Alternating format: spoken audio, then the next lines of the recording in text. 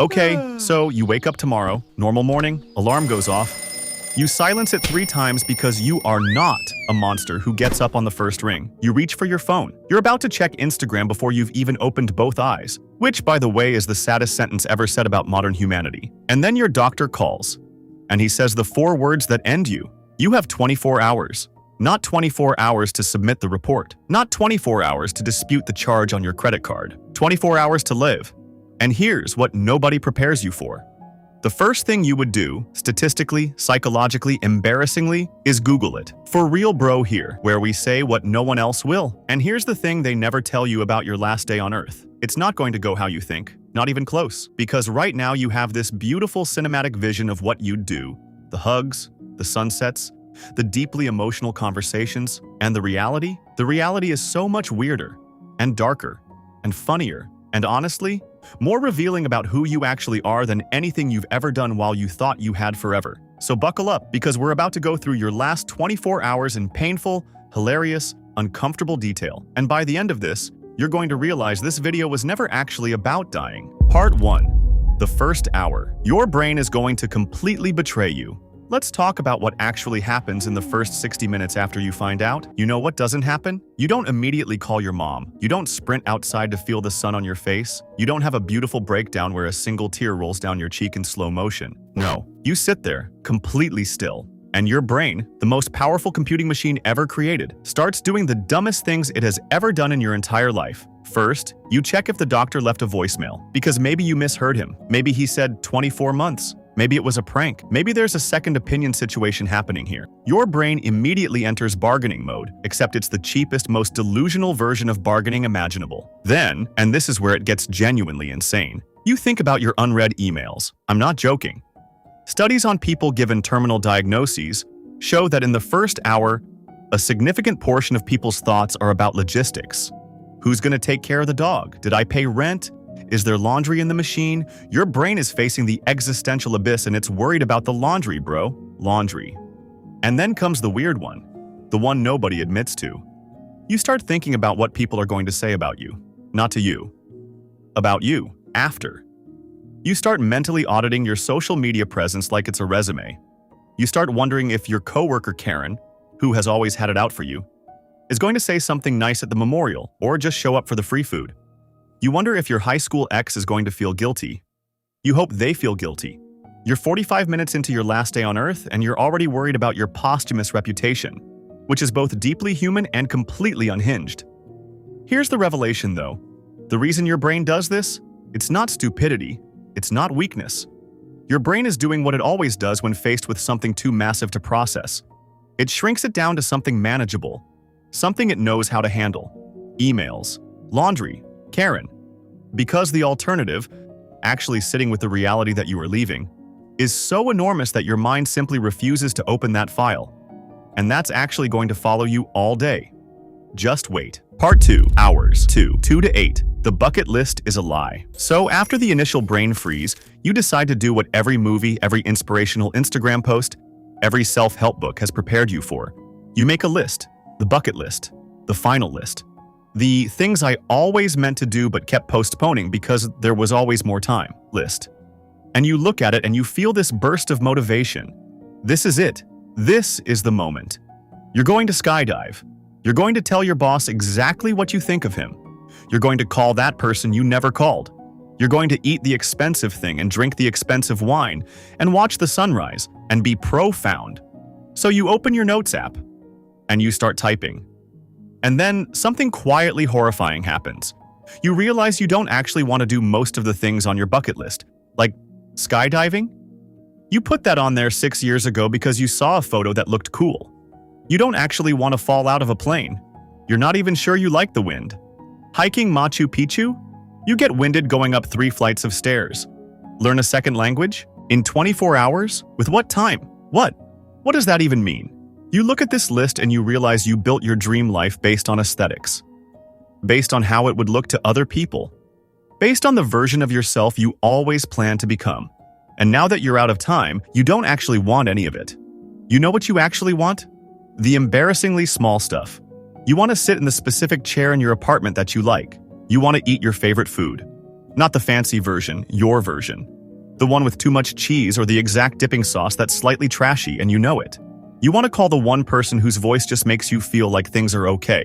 You want to watch something stupid on TV that you've seen 12 times and laugh at the same parts. That's it. That's your bucket list.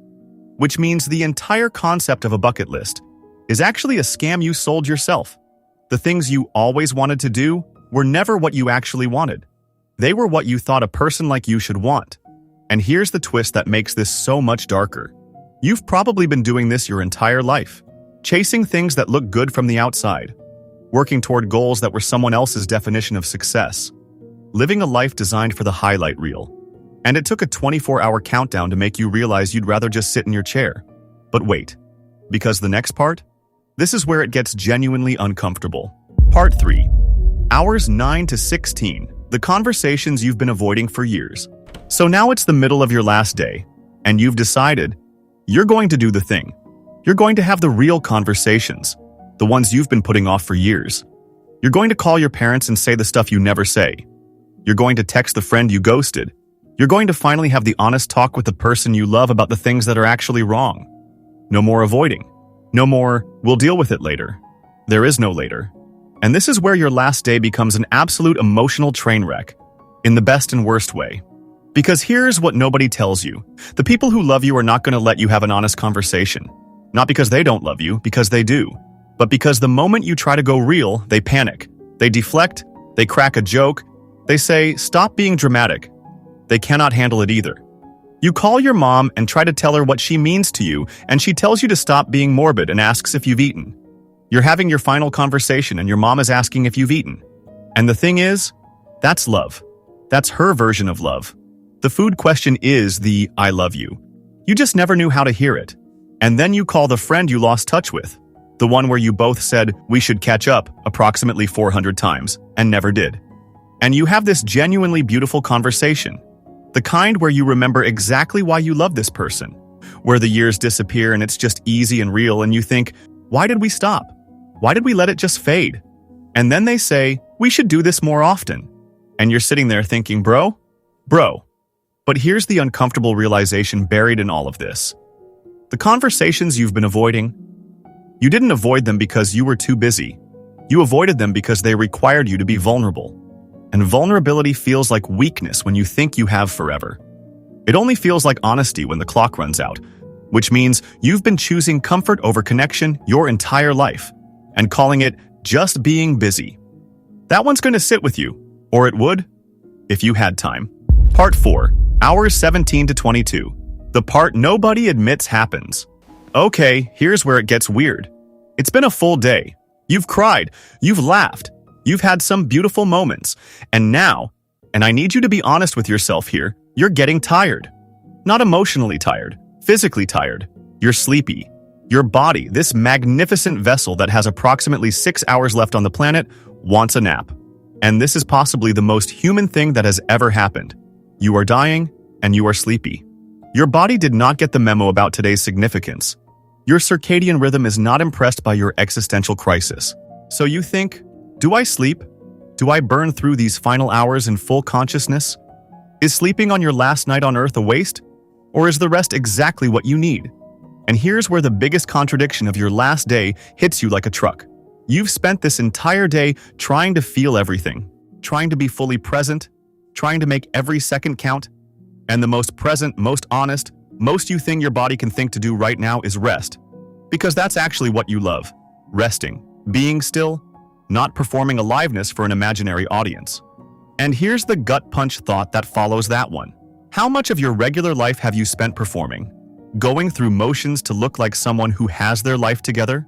Working late, not because you wanted to, but because leaving early felt like an admission. Going to events you didn't want to attend because saying no felt like failing. Being busy as a personality because stillness felt irresponsible? Your last day has 24 hours, and in roughly 6 of them, the most authentic thing you can think to do is sleep. Meanwhile, every day you've had before this, every morning you woke up fine, healthy, with all the time in the world, you spent performing. One final truth nobody saw coming. Part 5. The last 2 hours. What this was actually about. You wake up, 1 hour left, maybe 2, and something strange has happened. The panic from this morning is gone. The frenzy is gone. Even the grief has softened into something quieter. You're not at peace in some movie-perfect way. You're not suddenly wise. You're just clear. And in that clarity, you notice something. All day you've been trying to figure out what to do with your last hours, what to experience, what to say, where to go, as if life is a series of boxes to check, and you needed to check the right ones before the end.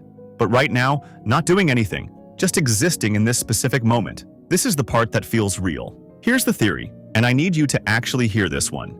The reason a 24-hour countdown feels so different isn't because death makes things meaningful. It's because the deadline removes the illusion that you have time to become someone else. Every regular day you wake up with this quiet background belief that you're still becoming, still working on the version of you who will eventually have the hard conversations, eventually stop wasting time, eventually reach out to that person, eventually say the things, eventually just sit in the moment and feel grateful. Eventually is the most dangerous word in the human language, because eventually is the reason you spent years chasing a bucket list you didn't actually want. It's why you had conversations on the surface while the real ones sat below. It's why you were too busy being busy to notice the small things. The chair, the food, the voice on the phone were already everything.